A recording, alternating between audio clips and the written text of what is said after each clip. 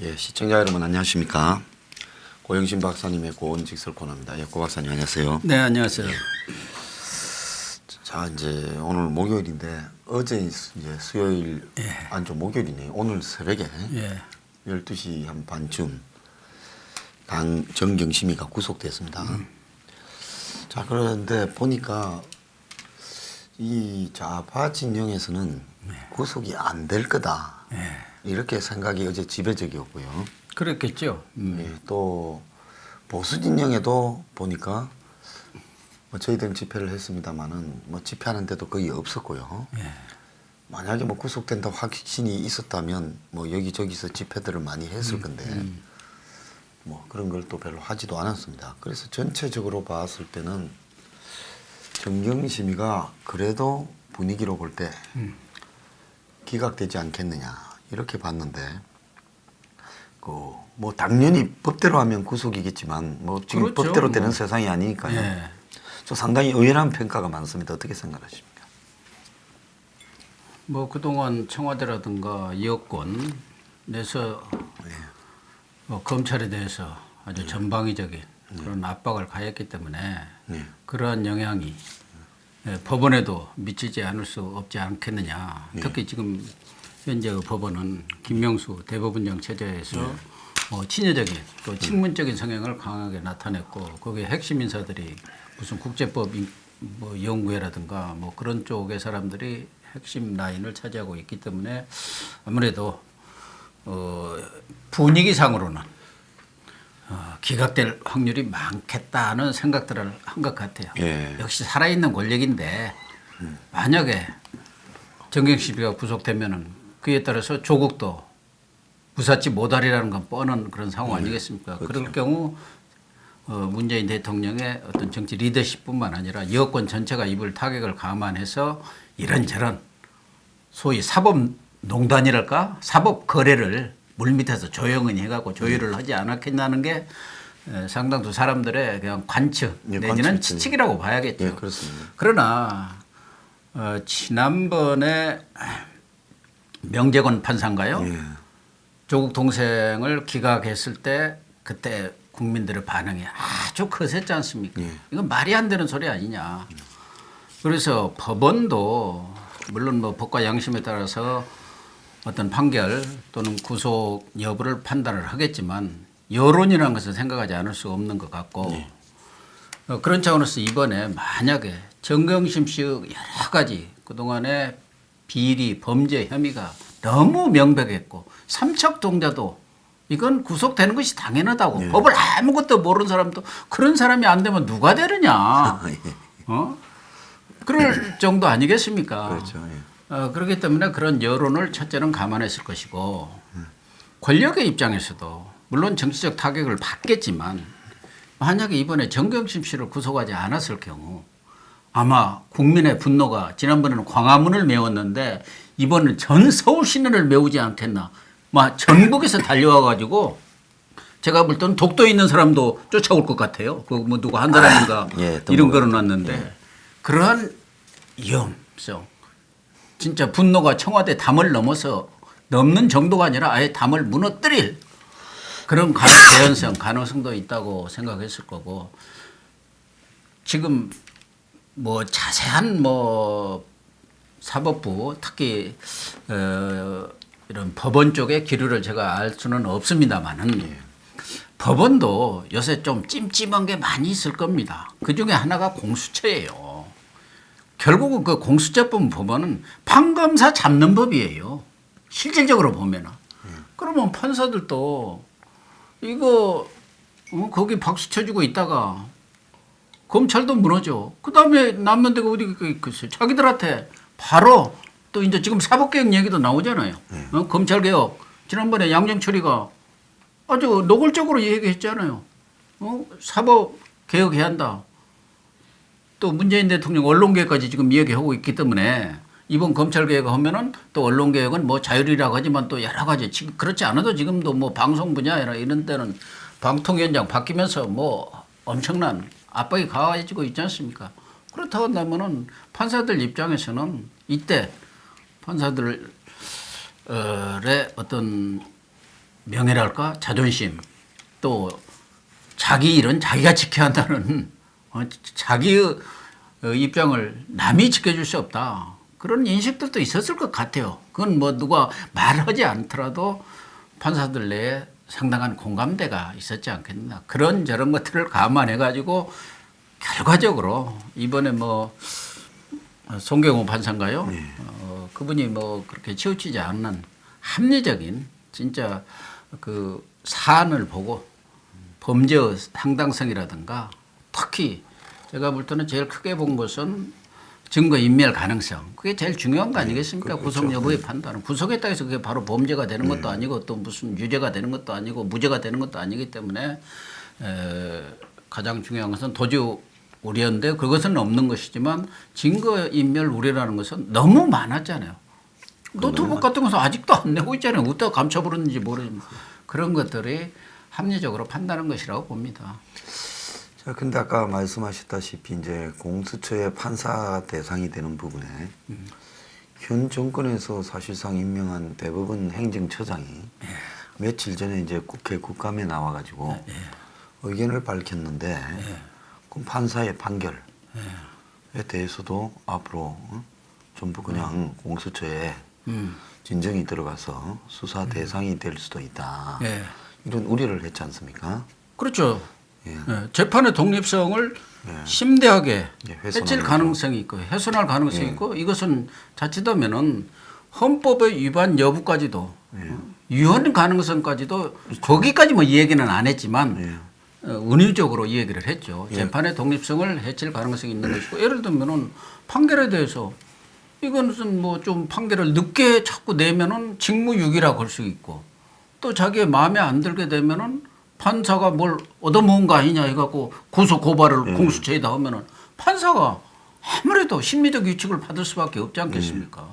실질적으로 공수처가 설치된다고 하더라도 판검사들 외에 대통령 친인척이라든가 국회의원, 장차관, 고위공직자들은 뭐 수사는 하지만 기소권은 없는 것으로 지금까지는 그 법에는 되어 있어요. 그렇죠. 그러면 결국은 판검사가 대상인 거예요.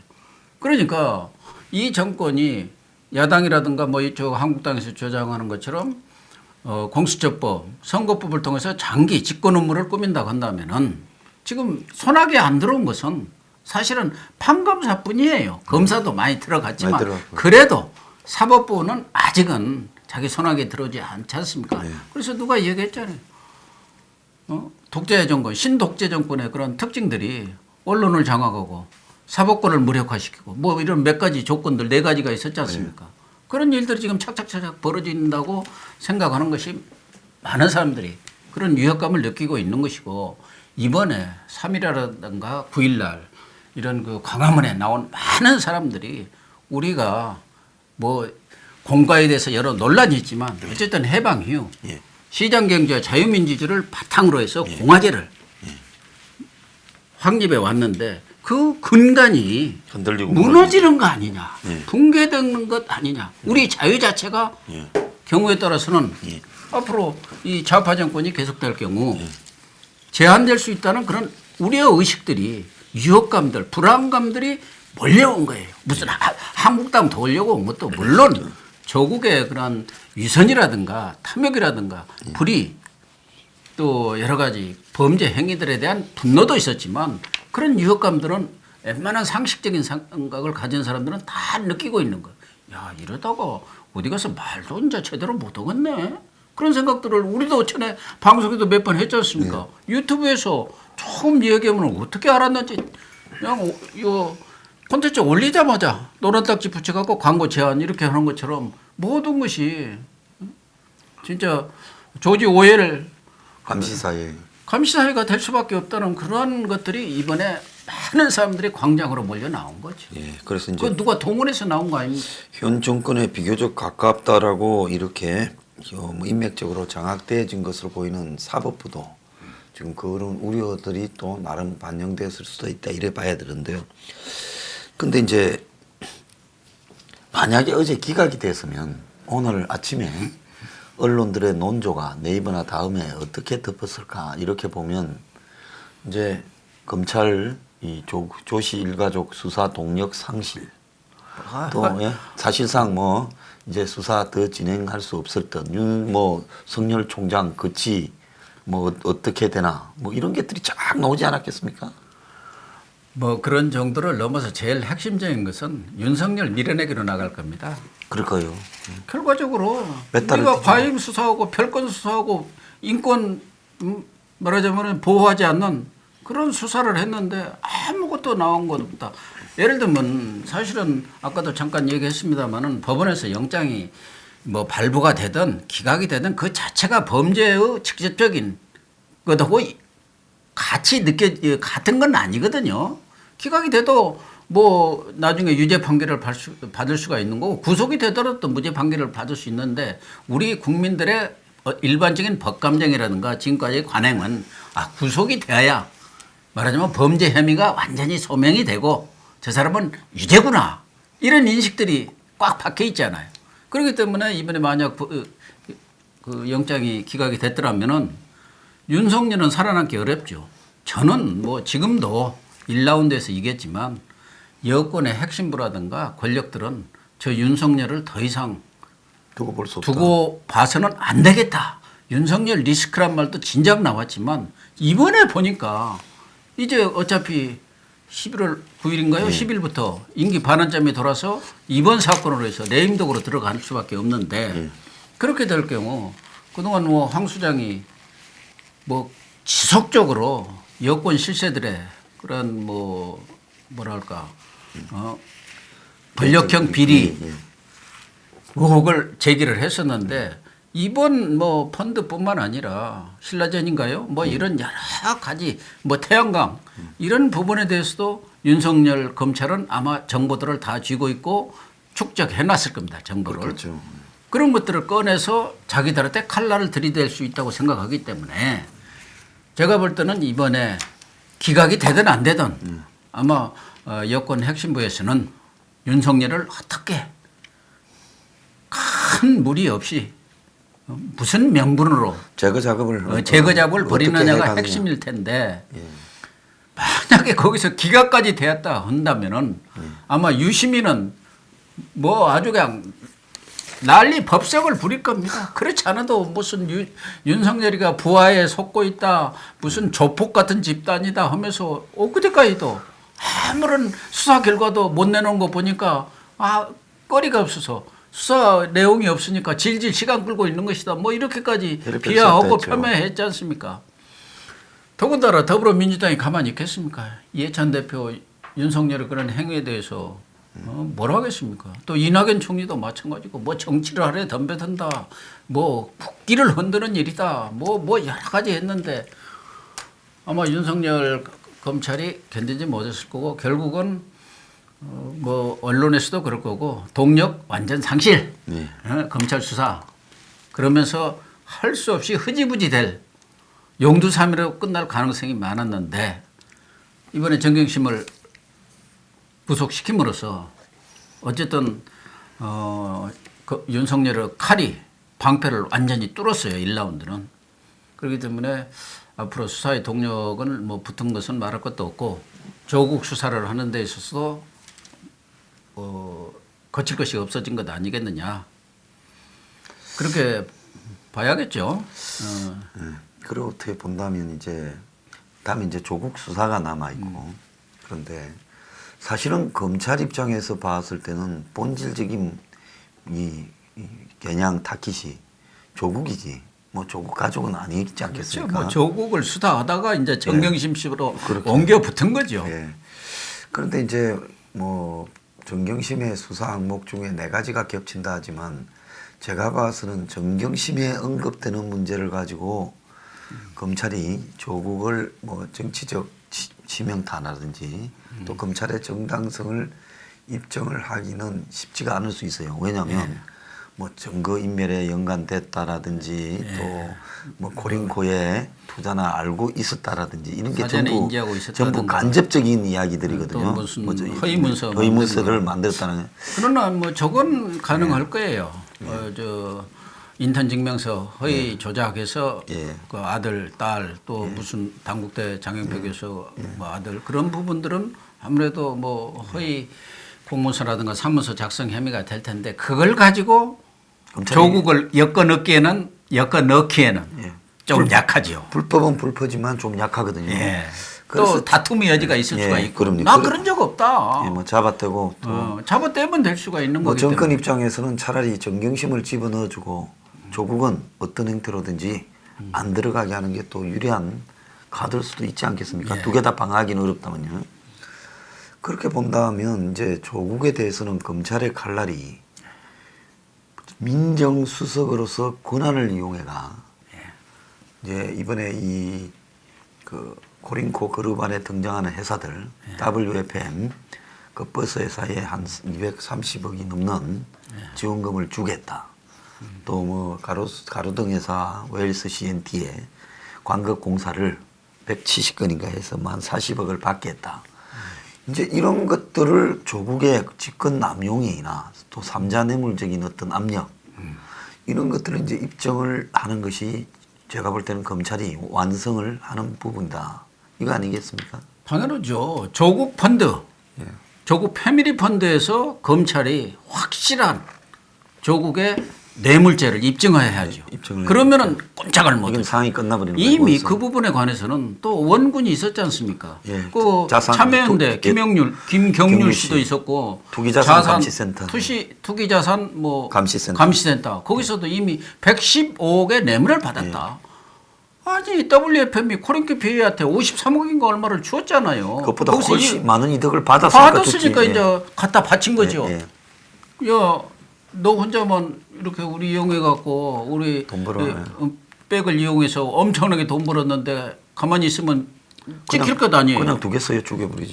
그러니까 갖다 얼른 바친 거예요. 그런 것들은 다 뇌물로 볼 수 있는 것이고 지금 뭐 드러나지는 않았지만 검찰이 이번에 공소사실을 하면서 조국에 대해서는 아무 넣지를 않았잖아요. 일부러 안 넣죠. 이미 일부러 안 넣은 거예요. 갖고 있는 것이죠.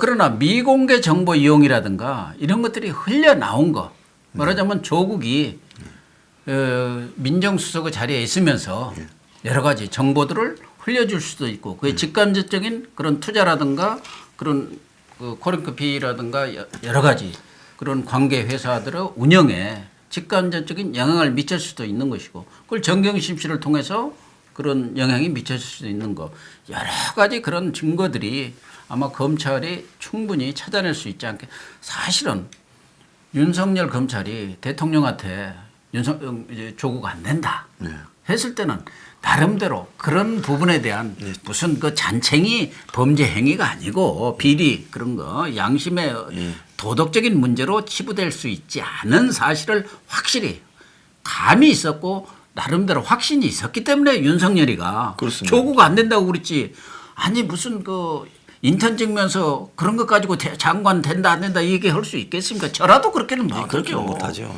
이건 확실히 뇌물입니다. 예. 그리고 거기에 공직자윤리법이라든가 여러 부분에서 이건 뭐 자본시장법이라든가 뭐 여러 부분에서 확실하게 이 사람은 안 된다는 그런 확신과 나름대로 증거들이 어느 정도 내사 단계에서 있었기 때문에 그렇게 안 된다는 입장을 표명했고 뭐 옛날에 민주당에서 이야기한 대로 조국 임명하면은 나는 그만두겠다 자진 사퇴하겠다 그 말을 했는지 안 했는지 뭐 본인은 안 했다고 하지만 그럴 정도 각오와 결기를 보인 거 아닙니까? 예. 그렇다면 조국은 살아남기 어렵다고 봅니다. 그래서 일각에서는 부부를 같이 구속한 적은 없다 하는데 윤석열의 그 캐릭터라든가 지금까지 그런 수사 예. 의지 또 그런 그 과정을 보면은 둘 아니라 자식도 필요하면은 다 집어넣을 얼마든지 저는 구속영장을 청구하고 잡아낼 그런 사람이라고 봅니다. 저도 그렇게 보고 그렇게 있습니다. 단죄를 해야만이 예, 또 이게 이 정리가 되는 거죠. 정지가 되죠. 예.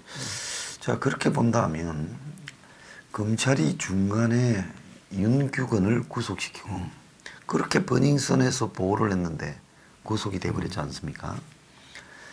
그리고 이제 윤규건과 또 엮여서 조국과도 관계가 또 있어 보이는 정상훈이가 구속되고 이제 아마 지금 우국종이라고 그 WFM 그 지금 뭐 가스 회사 뭐 이 교통 버스 회사 하는 그 사람도 지금 이제 조국 수사 국면에서 또 어떻게 될지 모르겠어요.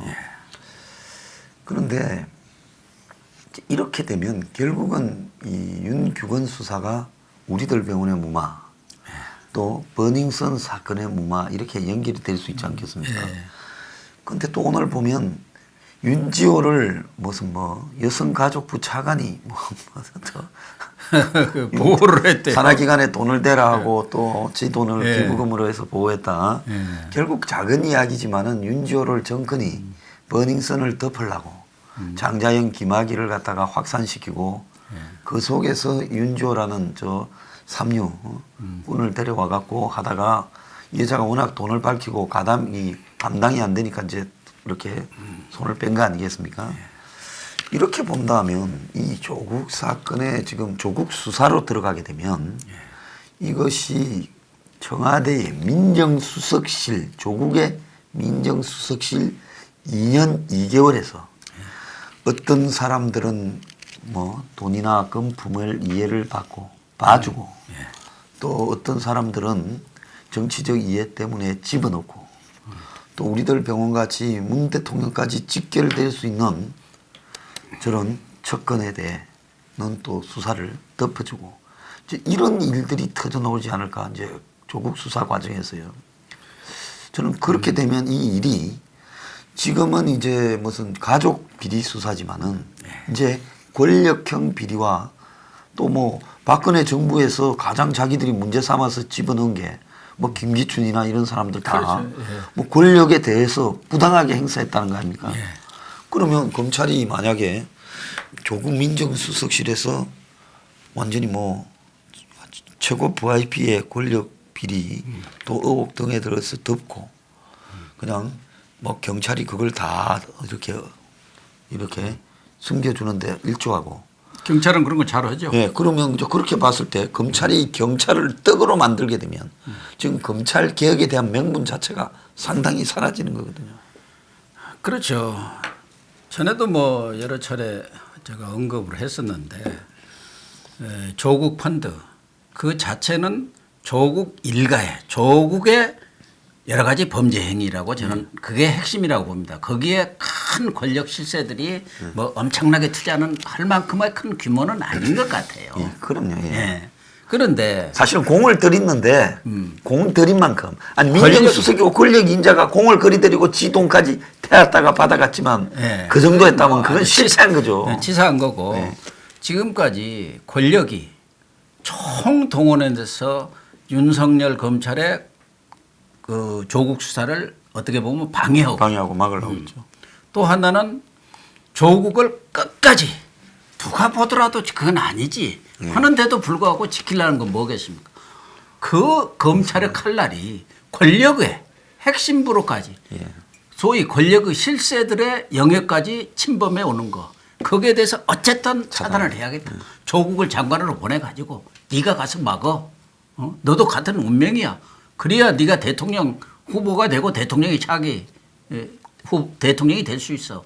이런 정도의 그런 어떤 유대감 그런 뭐랄까 내부적인 합의가 이루어졌다고 봅니다. 그래서 지금 윤기근 아까 이야기한 대로 그 정상훈인가 또 뭐 이런 조국 이런 사람들은 사실은 이 권력 내부에 있어서의 여러 가지 그런 비리 행위들과 연관이 되어 있는 거고 또 부산에 또 누구 뭐 한 사람 있잖아요. 금융감독원의 무슨 정책국장 유재수 그 사람들도 그 친구도 이런 금융 부분에 있어서 많은 뭐 우리들 병원바에도 어마어마한 돈을 대출해주고 다 그런 거 아닙니까? 그런 사람들이 영향을 미쳤다고 볼 수가 있는 것이고. 저는 유재수를 볼 때 신라젠하고 관계가 또 깊을 수 있다고 봅니다. 그러니까 그래서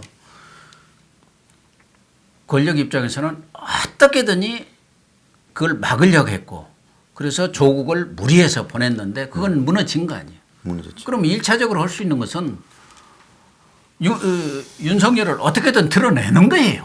예. 앞으로도 무슨 명분을 삼아서든 예, 드러내야 그게 그 공작은 나는 뭐 끊임없이 진행되리라고 보는 것이고 예. 두 번째 이제 검찰이 이런 부분에까지 손을 대지 못하도록 예. 경우에 따라서는 검찰과 적정한 선에서 타협도 시도리라고 봅니다. 그렇겠죠. 야, 예.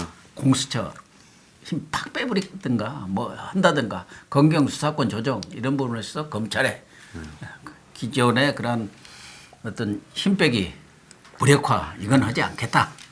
적정한 선에서 이건 정권이 무너지는 거다. 그럴 거 아닙니까? 막 문재인 대통령 야 내가 당신 그렇게 검찰총장까지 시켜줬는데 문재인 정권이 무너지는 게 좋아? 나까지 무너지는 것은 바라지 않지 않느냐. 뭐 이런 식의 또 가문이설이라는 게 있지 않습니까? 당신이 또 법무장관 하면 되잖아. 그런 다양한 방법들이 있겠죠. 작업들이 저는 동원되지 않겠느냐. 그것을 과연 윤석열 검찰총장이 뿌리치면서 본인의 얘기대로 나는 정무 감각이 예나 지금이나 전혀 없는 사람이다. 팩트를 보고 수사를 한다고 법과 원칙에 따라서 이런 자세를 끝까지 유지하는 것이 검찰이 사는 거고 윤석열이 사는 거고 우리나라 국민이 사는 거다.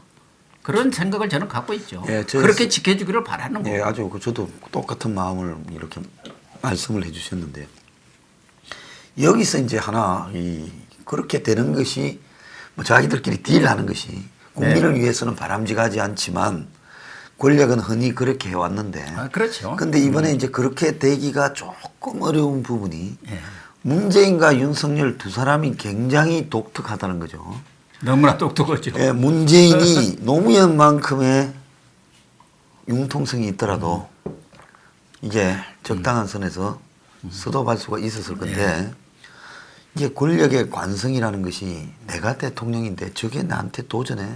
지금 문이 이번에 그 분노를 못 참는 모습이 계속 노출되지 않습니까? 텔레비 얼굴을 보면 보이잖아요. 어둡고 화가 나 있고 음습하고.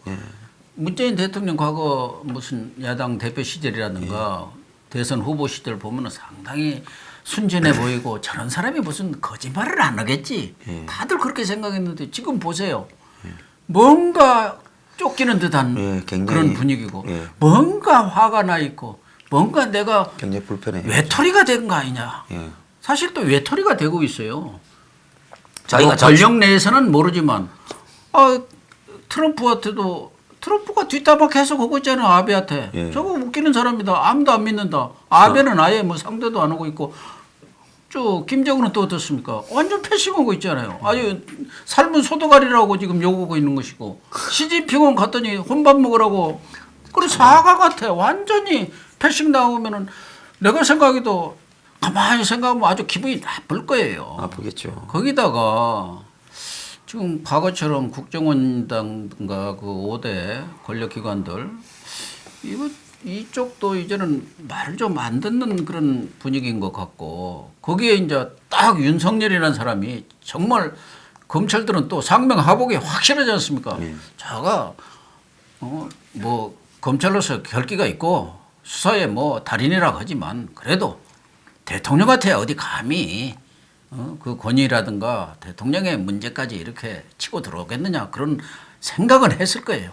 그러니까 임명장 주면서 살아있는 권력에도 뭐 엄정하게 수사하라고 나만 빼고 우리 총장님 우리 요것만 빼고 말하자면 들러리들 그거 하라는 얘기인데 윤 총장은 그거 아니지 않습니까? 아직까지 보여준 것은 과거에 뭐 짜고 치는 고스톱 아니냐 뭐 이렇게 이야기했지만 저는 처음부터 아니라고 그랬잖아요. 우리 저도 그랬고요.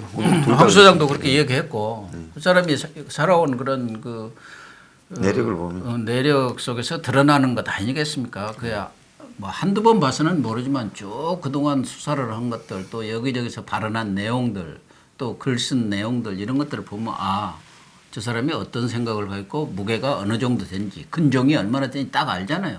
우리들도 이렇게 여기서 토론하고 대담하고 하지만 우리 시청자들이 1시간 몇 시간 이렇게 들어보면은 다 알거든. 다 알죠. 딱 들어보잖아요. 저건 뭐 별게 없네. 저는 저 사람은 입만 뭐 나불거리지 아는 것은 별로 없고 하고 똑같아요. 우리 TV 토론 있기 전에는 대선 후보들 알았습니까? 근데 TV 토론에서 한두 시간 하는 거 보면은 다 드러나니까. 예, 그 사람 지적 수준이 대충 나오죠. 그래서 지금 윤석열 총장이 아까도 얘기했지만 문재인 대통령뿐만 아니라 여권 세력과의 어떤 타협은 하지 않을 것이다. 그러나 뭐 없는 것을 만들어내지는 않을 거다. 그렇지 않겠죠. 뭐 자기들의 과거 검찰이든 경찰이든 저희들도 이제 현장 취재도 많이 했지만 소위 엮는다는 겁니다. 범죄가 없는데 고문하고 뭐 그냥 별건 수사해갖고 다 만들어내요. 지금 봤잖아요. 그 화성 사건 화성살인이. 8차. 네. 억울한 사람. 그런 사람이 20년인가를 가서 살고 온 거 아닙니까? 경찰들이 과거 우리도 뭐 현장에 가보면 뭐 고문 엄청나게 하고 그냥 반 죽여놔요. 그러면은 그냥 살려고 어쩔 수 없이 그게 쓸 수밖에 없잖아요. 지금도 검찰에 한번 불려가 보세요. 덜덜도 떨어요. 우리도 참고인 조사하고 어쩌고 오라고 하면은 가가지고 요즘 같으면 더 그럴 거예요. 전에는 그래도 뭐 내가 언론사에 있는데 감히 지가 어디다 대고 뭐 이런 생각이라도 하고 뭐 가서 뭐 큰 소리도 치는데 요즘 불러보세요. 아이고 내가 뭐 잘못한 거 혹시 있나 온갖 거 뒤져볼 겁니다. 예. 자, 저 두 독특한 캐릭터 때문에 이 싸움이 뭐 쉽게 딜될 것 같지도 않고요. 또 싸움이 이상한 방향으로 예상으로 확산될 수도 있다고 봅니다. 자, 오늘 1부 마치겠습니다. 오늘 감사합니다. 네, 감사합니다.